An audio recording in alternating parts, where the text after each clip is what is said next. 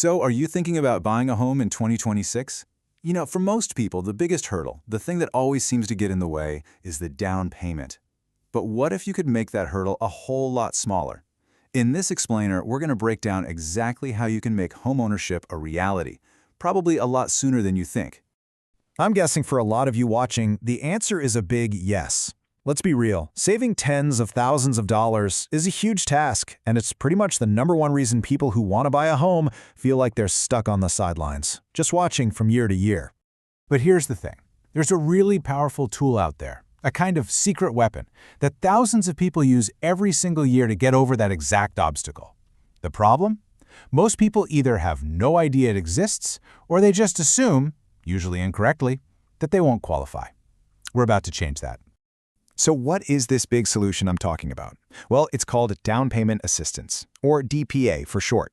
Let's dive into what that actually means, and more importantly, how it might work for you. At its heart, down payment assistance is, well, it's exactly what it sounds like.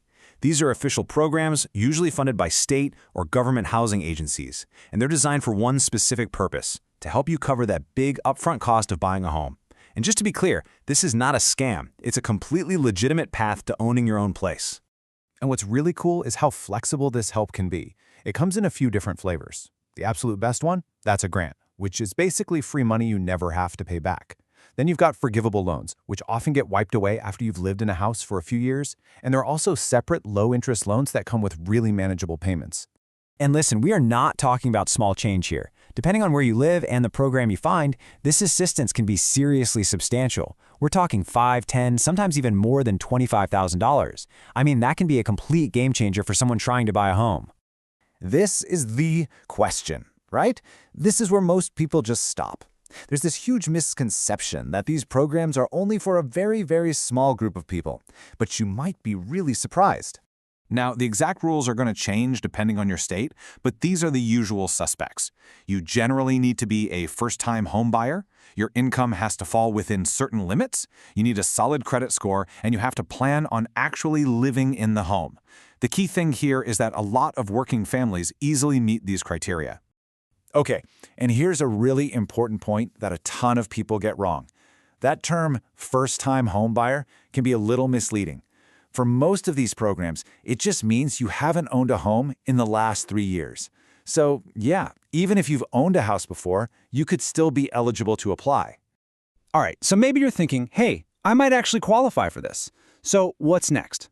Let's walk through the actual step-by-step action plan you'll need to follow to get this assistance. We can break this whole thing down into 4 pretty simple steps. First, you find the right programs. Second, you double-check the requirements. Third, you get all your documents ready. And fourth, you submit that application. Let's dig into the details. Okay, for step 1, finding programs. This is critical. You have to stick to official sources. You'll want to search for your state's official housing authority website, check out your city or county government sites, and look for any HUD-approved housing agencies near you. Those are the legit places. And speaking of legit places, here is a huge warning. If you ever see a website that's promising instant approval or guaranteed money, you should be very, very skeptical. Real programs always have a formal review process. Those other sites are often just trying to get your personal information. All right, now for step 3, and this is all about preparation. Getting your documents lined up before you even apply will make the whole process so much faster. You're going to need the standard stuff: your ID, proof of your income like pay stubs, your most recent tax returns, bank statements, and often a mortgage pre-approval letter from a lender. Okay, time for a quick reality check. Applying for DPA isn't an overnight thing, and it's really important to know the timeline and the common mistakes people make so you can avoid them. Also, something to keep in mind is that some programs might require you to work with specific lenders, so you always want to read the fine print. So once you've hit submit, you can generally expect the review process to take somewhere between 30 and 60 days. It's definitely not instant. If you get approved, the money is then applied directly to your purchase when you officially close on your new home. So let's talk about those common mistakes. Mistake number 1 is probably the biggest, just applying to a program you're not even eligible for. It is so important to carefully read all the requirements, like the income caps or property rules, before you waste your time filling everything out. Okay, mistake number 2, and this one is huge, an incomplete application. Missing just one document or reporting your income incorrectly can get you an automatic rejection. You've got to be accurate. And here's one that trips up so many people. A lot of these DPA programs will require you to complete a short homebuyer education course.